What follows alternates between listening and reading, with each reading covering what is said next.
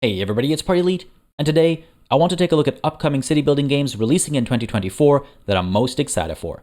I'll include a couple of management, sim, and tycoon games here too, but we'll almost entirely focus on city building, and I'll have another video releasing shortly that focuses on strategy games of all kinds, 4X, RTS, turn-based tactics, and more. As always, I'd love to hear your thoughts on these, and if there's anything you think I should be keeping an eye on, let me know in the comments. Also, I'll have timestamps below so you can jump around as you please, and if you like any of the games you see, make sure to add them to your wishlist. It's a great way to keep up to date with the games, and it's also a great way to help indie developers out especially, simply because of how visibility works on Steam, and also I'm pretty sure it's quite motivating to see a bunch of wishlists come through. Another way to stay up to date with the games listed in this video is by subscribing to this channel, so feel free to do that too. Real quick, before we begin, I want to quickly mention that some of the games in this list are published by Hooded Horse, who I'm affiliated with. I wasn't asked to include them or anything of the sort, but I wanted to mention this in the interest of transparency. After all, the reason I chose to affiliate with them in the first place was because they're publishing some of my most anticipated games, so I feel like that kind of tracks. For more information on the nature of this affiliation, you can check out the video linked in the description below. With all that said, and with no more time to waste on an intro, let's begin. War Hospital is one you've possibly heard me talk about a few times now, and it's finally got a confirmed release date of January 11th. Taking us to a different perspective of war than the usual, War Hospital puts you in charge of a British field hospital in the midst of World War I and has you taking command of the medics on the French front. You'll be hiring staff, managing their working hours and assignments, and then having them administer treatment to wounded soldiers so that you can then make the call on whether to send them back to the front, to HQ, or to relieve them from duty. Decisions you make go beyond simply trying to heal the wounded as quickly as possible, with you responsible for procuring and managing resources, upgrading your camp, and even determining how and when to treat soldiers. The game will often bring in moral quandaries.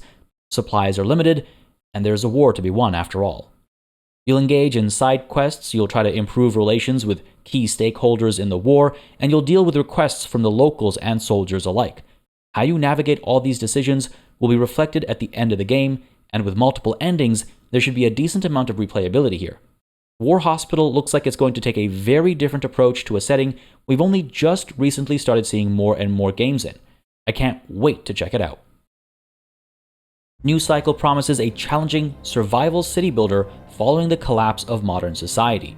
The early access release promises a campaign experience, 2 playable scenarios that start the player off with advanced settlements, and a sandbox mode where you can choose between 2 biomes, impacting the availability of resources, the harshness of the rougher seasons, so on and so forth. There are a few things in particular about New Cycle that have me especially interested. The 40 or so different resources and the production chains that come with them is one thing, asking you to produce what you can locally, trading with people from other regions to help supply what you can't. But beyond that, I'm a fan of how the game asks you to manage the people in your city. Split into 3 different categories, each is able to perform different tasks and work different jobs. This much is familiar territory. But apart from survivors coming around and joining your camp, the only other way to actually get your population into the different categories is through training them up, not simply by fulfilling their needs at one level as is common in the genre. What's more, each category can be managed separately when it comes to tackling their needs and wants. Rationing water, food, clothes, and more will impact the morale of each individual strata of society, ultimately impacting how efficiently they contribute to said society as a whole. The arithmetic is impacted by the number of people in each tier, asking you to balance the more numerous lower strata's needs against that of the less numerous higher strata, with one being able to fulfill more core needs and the other needed for higher levels of operation. Harsh weather, demands from residents, and the never-ending struggle of managing production chains in the interest of surviving after the apocalypse is always a fun time. Life by You is an interesting beast, slated for release on the 5th of March, looking like The Sims on copious amounts of steroids. As a life sim, you're able to take charge of, well, your character's life and do everything that entails. Chase a dream career, fall in love, raise a family, engage with a whole world of opportunities as you build your dream home and office and even town if you so wish. Truth be told, everything I've seen about Life by You makes me question if it's a video game or simply an amalgamation of modding tools. Apart from allowing you to make your custom character and family and home, as can be expected from a game like this, it also allows you to create custom conversation trees, custom quests, custom in-game assets to a very fine-tuned degree, and it generally gives you access to customization at a much finer level than I think I've ever seen before. The game's reveal trailer boasts an outfit creator, a recipe creator, a town creator, event creator, quest creator, and much, much more. And the UI all very much looks like an editor interface in many ways. Not that it's ugly, but in terms of how the sort of layout all plays, I guess. I'm a little confused, to be perfectly honest, but I'm extremely curious as well, and I can't wait to see what the gameplay is actually like when Life by You releases later this year. Synergy is set to release in Q1 of 2024, and I'm really excited to get my hands on this gorgeous survival city builder. You play as a group of survivors on a strange alien planet, and learning about your surroundings is paramount to your survival, building field labs to study the local flora in the hopes of learning ways you can exploit what's available in the interest of your colony, looking for sources of food, water, research, and raw materials with which to produce tools and other advanced goods to work with, all while struggling against disease, fatigue, and, of course, extraterrestrial threats. And what you can't accomplish locally, you'll hope to accomplish by traveling to other points of interest on the planet, searching for additional knowledge and opportunities, coming across more survivors and potential trouble alike.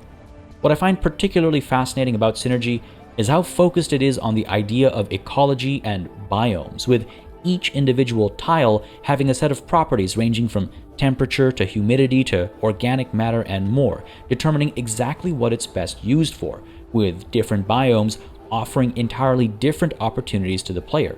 Synergy looks absolutely gorgeous, and it seems to be dabbling in some very unique ideas, which is always exciting to see. Manor is set to release into early access on the 26th of April, and after a few years of waiting, watching the developer make progress from the first reveal until the release date announcement late last year, it's clear that Manor is a very special kind of game. Primarily a city builder with military elements layered on top, Manor embraces history as a primary driving force in making many key decisions, but doesn't forget that it's a video game and that it needs to be fun alongside the innovations it's bringing to the genre. Organic, gridless city planning really pushes you to try something a little different, while the very realistic approach to the movement of resources asks you to take into consideration the distance between key points of your production chains, for example.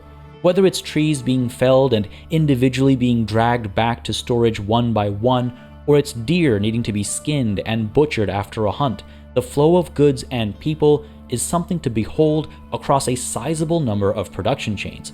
Even the way Manor handles housing, allowing citizens to establish small businesses or maintain chicken coops and vegetable gardens in their yards, is completely different from anything I've seen before, and it fundamentally changes how you think about city planning, being a bit more accurate to history. Population is also handled differently here, where men, women, and children from the same family are able to take on different tasks from the same building, having you assign families rather than individuals, creating a better depiction of the division of labor. Your citizens will shop at the local market for goods they need, be it clothes or shoes or bread, and your trade post will allow merchants to come from afar to buy and sell goods as you need and want. And when the time comes for war, you'll assemble your personal retinue, mercenaries, and the citizen militia alike, arming them with the equipment available in your town and sending them off to fight and die against rebels and enemy lords alike. This creates another interesting layer where the economy can grind to a halt when you rally the men away from their jobs, and should they die, the impact of their loss ripples throughout your production and supply chains. What's more, you actually fight these battles in real time, commanding units into formations, using terrain to your advantage, flanking, holding the high ground, and otherwise hoping to break the enemy's will before they break yours. Manor is promising a lot of very interesting mechanics in a way I've never experienced before, and I cannot wait to see it finally release. Leysara Summit Kingdom is set to release into early access in early 2024 after a very solid Next Fest demo last year. This is a game I've been looking forward to ever since I came across a random Reddit post about a few years ago now. Leysara's unique angle when it comes to city building is equal parts simple in its description and complex in its implications. You're building your cities on a series of mountains, developing upwards on each towards the summit, where you're looking to build a summit temple. Doing so involves managing limited space across the multiple levels of height, each with its own set of resources and limitations. You'll need to take care of your citizens' needs across multiple strata of society, acquiring resources and manufacturing goods for them to use, while dealing with the logistical gymnastics where you need to move raw materials and finished goods between the different levels of the mountain. When a game with a unique core conceit really embraces it to impact even the most basic aspects of the genre, I pretty much instantly fall in love, and you can see this dedication to the theme maintained across the board in a few different ways in Leysara, from the cultures inspiring the architecture, to the resources you'll be engaging with, and the goods you'll be manufacturing, and even from a sort of in-game challenge perspective for the players, where entire game mechanics have been built around things like avalanches that build up and potentially come down to wipe your city out if you haven't built in ways that can help minimize damage.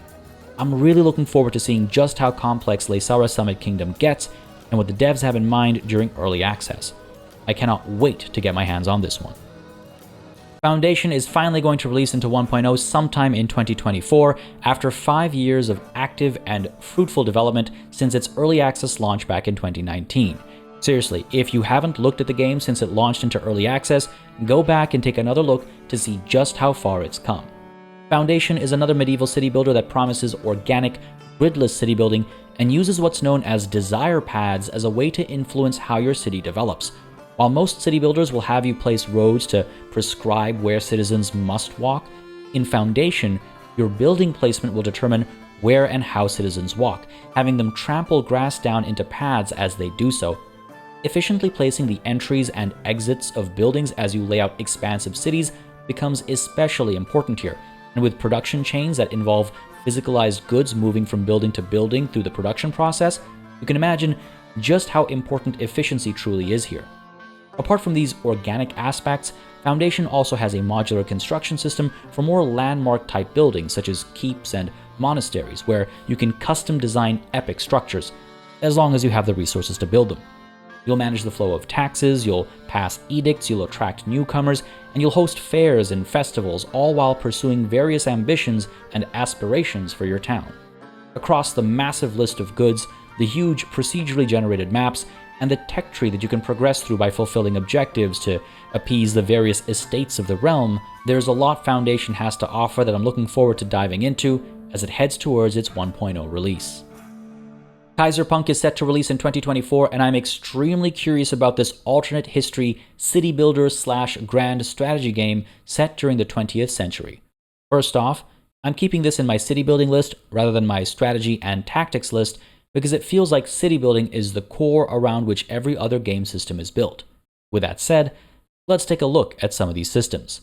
The devs break it down into colony building, grand strategy, production, logistics, and causality.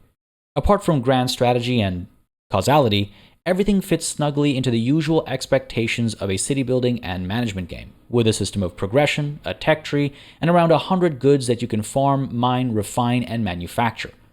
You'll need to manage production chains and keep your workers happy, using said production chains to provide your nation with military and economic power with which to defeat its enemies. Creating transportation networks within your city and with the front line of the war will be an essential aspect of the game, since a well-trained army without supplies isn't worth much, and I'm really curious to see how this interacts with merchants, smugglers, and trade deals with other factions within the world. As you're doing all this, you're also engaging with the aforementioned GSG mechanics, forging alliances, conquering territories to acquire additional bonuses, and assembling armies capable of fighting across air, land, and sea. I'm curious to see how all these mechanics come together, and the way the devs describe the impact of causality in their November 18th dev diary has certainly piqued my interest. An aircraft being shot down over your city might crash and set off a munitions depot. That's some really interesting intertwining of the two layers of gameplay, and I'm curious as to what other fascinating byproducts this real strange and interesting combination might bring. Tavern Keeper is slated for release in Q3 of 2024, and it's the upcoming game from Greenheart Games, the folks that brought us Game Dev Tycoon just about a decade ago. If you've been following this channel for an extended period of time, you'll know that I have a pre-existing love for any type of restaurant management game, and that holds true for Tavern Keeper. especially as it blends your typical tycoon management aspects with really comprehensive design and customization tools, and it claims to simulate details that can combine in unexpected ways, something I'm always intrigued by. You'll hire and manage staff, looking out for their health and well-being and happiness. You'll design the layout of your tavern, adding rooms as needed. You'll stock up on ingredients and ale, and ultimately, you'll try to please the various locals as you try to move on to bigger and bigger taverns, expanding your options of meals, drinks, rooms, and services. The screenshots and gameplay we've seen so far show a lively game with personality and a sense of humor, without sacrificing the actual management aspects of the genre. I'm sure there are many more details to come over the course of the year, and I'll definitely be staying on top of it as it happens. Tavern Keeper is looking like a real good time for fans of tycoon and management titles. Roman Triumph Survival City Builder is an intriguing title that I'm keeping an eye on, slated for release in Q3 of 2024. It seems to do everything it says on the tin can. It's a Roman-themed game, and it's a survival city builder. Then you realize the fantastical approach the game is taking, alongside the they are billions angle when it comes to the survival portion of things, and things get even more interesting. You're tasked with building up your city and the defensive structures around it. Harvest resources, process them, build up homes, walls, ballistas, towers, and more in order to create a sustainable society that can defend itself against the hordes of barbarians, as well as the Hydra, Minotaur, Cerberus, and the gods themselves. You'll need to keep an eye on citizens' needs and happiness, and you'll pursue technological advancements to help keep them safe as the external threats to their survival get stronger over time. With procedurally generated maps, over 50 unique buildings, a religious system to help you appease the gods, and more mythical elements besides, Roman Triumph looks like a fun survival city builder coming out later this year. Nova Roma is slated for release sometime this year after being revealed early in 2023, and this follow-up title from the devs that brought us Kingdoms and Castles takes us a little further back in time to the Roman Empire. You play as an offshoot of said empire, looking to establish your own presence by building up cities across massive maps, managing the flow of resources across said maps, and meeting the needs of your people across a variety of categories. This is all standard fare in the genre, but where Nova Roma especially stands out is its focus on water simulations. Not only will you be engaging in traditional Roman classics like providing gladiator games and races, appeasing the gods, and establishing laws and policies with which to lead the people, but you'll also build great aqueducts and dams and reservoirs to harness the power of nature, providing your citizens with water to drink, bathe in, gaze upon in the form of fountains, and more. Deal with inclement weather and how it's impacted by the land, with terraforming and construction going hand in hand to control the flow of water that can on one hand help your citizens prosper, or on the other, bring about an untimely end. Nova Roma is looking like a beautiful city builder with a distinct style, an interesting set of unique features, and a setting that I'm always excited to delve into. Workers and Resources Soviet Republic is slated for release into 1.0 sometime this year after a very impressive early access period, and it is hands down my favorite modern era city builder. I've been playing it since early access first began, and I've followed the game through countless major and minor updates, and Workers and Resources is a great example of how early access should look. The game puts you at the head of a fledgling Soviet state, and though it's a city builder in genre, in reality, it's a nation builder given the size of the maps and how you'll build multiple small towns and cities around sources of raw materials to establish massive nation-spanning production chains, dealing with global markets, imports and exports in 2 different currencies, and of course, the needs of your citizens. Apart from managing core needs like food, clothes, electronics, healthcare, alcohol, entertainment, athletics, etc., you'll also look out for people's loyalty to the party, as it can impact their efficiency at work and the likelihood of criminality. There are so many interesting simulations going on in this game, with such an impressive level of realism and attention to detail. Water needs to be pumped. You need to worry about the current being carried in power lines. The demand for heating fluctuates with weather. Children can end up orphaned. Education determines skill level and availability for various jobs. Tourists come seeking specific activities and travel accordingly. Transportation is intricately simulated as well, with trains, planes, and automobiles, as well as buses, trams, gondolas, and choppers, all available to move people and cargo alike. And using transit hierarchy is absolutely essential in making sure workers and resources alike are getting to where they need to go. While you can tune difficulty and level of simulation to your liking, My personal favorite to highlight is the realistic mode, where you'll see things like construction simulated in a way you've never seen before. Locally acquired resources need to be transported by the appropriately equipped vehicles to a construction site, where local labor forces build the structures up over time across multiple phases of construction with the help of cranes and excavators and more, all of which must also be procured either through local manufacturing industries or foreign import. And if you want to locally manufacture those vehicles, you can absolutely spend the time and money building up the appropriate industries to do so. Electronics, plastics, iron, steel, fabric, etc. And of course, the means to transport the materials between them all. And I'm only just scratching the surface. Imagine that same level of simulation and complexity across everything you produce, from food to alcohol to private vehicles to public transit vehicles to the very roads your citizens walk and drive on. Of course, again, you can tone down the level of complexity if you want, but the fact that the option exists blows my mind, and I cannot wait to see the game finally release into 1.0 this year. Republic of Pirates is slated for release in 2024, and this city builder feels like an homage to the Anno series based on everything I've seen so far, with a pirate theme applied over top, which is just all the more reason to get excited. Boasting over 100 buildings worth of production chains, a narrative campaign around 30 hours long, a sandbox mode, diplomacy, real-time naval battles, and some pretty complex-looking logistics, Republic of Pirates is definitely an ambitious project set in the Caribbean islands, and the latest dev diary from the end of last year was a promising look at all the moving parts in a little more depth. If the devs are able to pull this off, we're looking at a solid new historical city builder from the era. I'll definitely be keeping my eyes on this one. Earth of Orin is a gorgeous city builder that's simply coming soon according to its Steam page, and I'm quite excited to see exactly how it plays. The modular construction system in this medieval city builder looks extremely powerful and intriguing, with the option to design structures with moving parts being of particular note, and between the Steam page and the developer's Twitter account, there are a lot of interesting ideas in action here. Not only will you have to manage your people's happiness and trust in you as a monarch, but you'll also be responsible for establishing politics, laws, religion, and culture, all while exploring a vast fantasy world to seek out opportunities for trade, friendship, or perhaps war.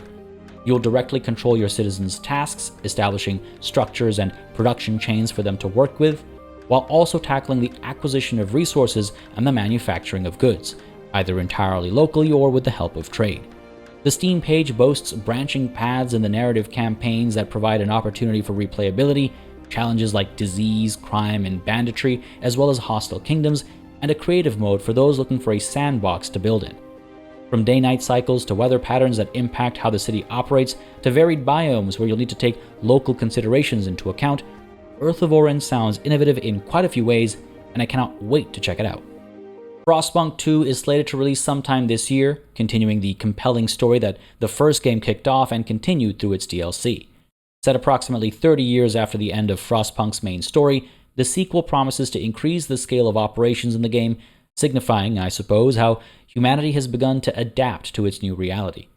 With this increased scale comes increased responsibility as you manage entire specialized districts and operations between them, and as you establish a council to help oversee the laws and policies of this growing, slowly fracturing society, with multiple factions with different solutions in mind.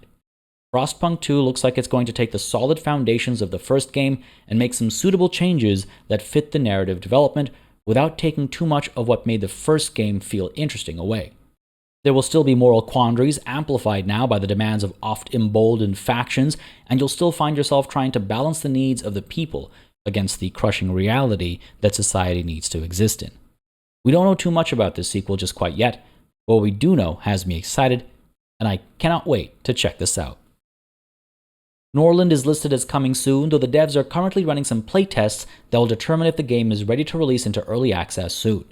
This is one I've had my eye on for a while now, and I can't wait to get my hands on it instead. A medieval colony simulator that has a ton of innovative ideas, Norland puts you in charge of a small town situated in a much greater world and asks you to develop it, care for its people, train its soldiers, and engage in war and diplomacy with its neighbors. A multitude of personality traits, relationships, and character archetypes to explore is one thing, but the way the game divides your citizens into peasants and nobles, giving you direct control only over the nobles, is an interesting approach. You have to dole out tasks, whip your peasants into shape, and even act as judge, jury, and executioner as you train your nobles and have them explore various technologies through reading ancient tomes. Need to arrange marriages, raise banners, heal wounds, and stay safe against scorned lovers and jealous kin alike. The storytelling potential is really quite amazing here, and I'm curious to see how it all comes together over top of the usual elements of the genre: production chain management, needs management, city planning, etc., etc. From the promise of a complex economic simulation to the ability to make your own culture and manage your own religion to the storytelling-focused approach, I'm really excited for this one. Metropolis 1998 is listed as coming soon, and the demo that's currently available on Steam is extremely bare bones. I'm very intrigued by this one. Visually, both in terms of UI and in-game visuals, it harkens back to the mid-90s, reminding me of the likes of SimTown, and I'm quite intrigued by two key elements here. One is the sheer level of customization, and the other being the promise of scale. A simulation that can handle over 100,000 people and vehicles is an interesting promise, paired with a complex simulation of citizens going to work, relaxing, eating, sleeping, etc. But looking back at the level of customization here, you can build everything in your city custom from the ground up. Sure, there are prefabricated buildings available if you want, but you can otherwise instead just lay each residential, office, and commercial space out specifically how you want it, choosing where the bedrooms and bathrooms are, plotting down driveways, deciding not just where people go to do their groceries, but exactly where inside said grocery store they might go for different bits and bobs. It feels like an insane sandbox to play in, and I'm going to keep an eye on this one because of the sheer level of customization alone. Starfall Protocol is listed as coming soon, though their Kickstarter was targeting early access in March 2024, and it was previously being marketed under the name Nebula. A colony management game that has you traveling the stars and settling on planets to support said spacefaring, Starfall Protocol promises a lot of interesting intertwining mechanics featuring complex crew members with individual physical and psychological traits, abilities, needs, skills, health, long-term memories, and relationship-building capabilities, alongside massive star systems to jump between, investigating individual planets to find suitable landing spots from which to explore and seek out valuable loot, resources, and even aliens to engage with.